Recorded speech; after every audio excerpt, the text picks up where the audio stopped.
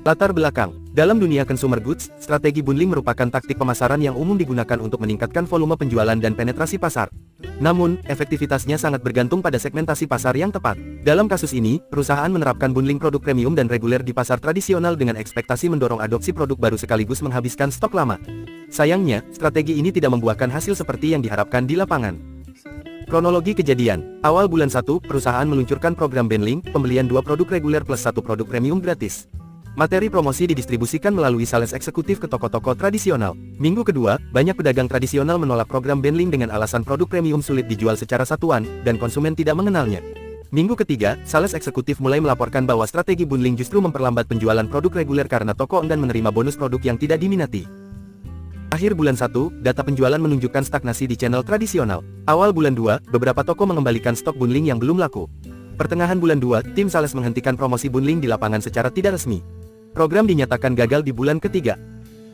Pihak yang terlibat, sales eksekutif dan supervisor wilayah, tim trade marketing, tim product management, distributor dan pemilik toko tradisional, divisi supply chain, logistik, konsumen akhir sebagai penerima dampak tidak langsung.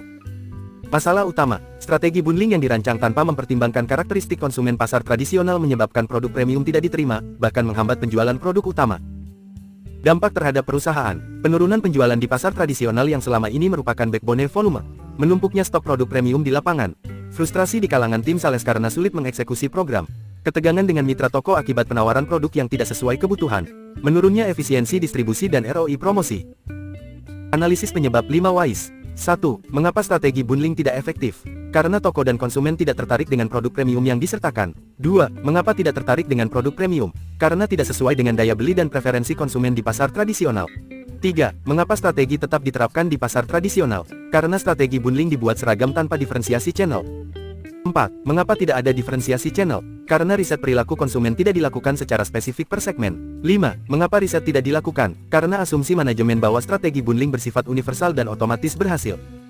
Solusi, evaluasi dan segmentasi ulang strategi promosi berdasarkan karakteristik channel, modern trade vs pasar tradisional. Kembangkan program bundling alternatif yang menyesuaikan dengan perilaku belanja di pasar tradisional, misalnya, diskon langsung, bonus item dengan nilai serupa. Lakukan pilot test sebelum implementasi skala besar. Libatkan sales eksekutif dalam perancangan strategi karena merekalah yang memahami kondisi lapangan secara real-time. Tingkatkan komunikasi antar fungsi sales, marketing, dan produk agar strategi lebih adaptif. Preventif dan pembelajaran. Riset pasar wajib dilakukan secara rutin dan segmented, tidak menggeneralisasi semua channel distribusi. Strategi promosi harus diuji coba dalam skala terbatas sebelum diluncurkan ke pasar luas. Sales eksekutif perlu diberi ruang untuk memberikan feedback terhadap strategi pusat, sebagai suara lapangan. Program bundling tidak selalu efektif jika tidak relevan dengan pola konsumsi masyarakat lokal. Keberhasilan promosi ditentukan oleh relevansi, bukan hanya kreativitas konsep.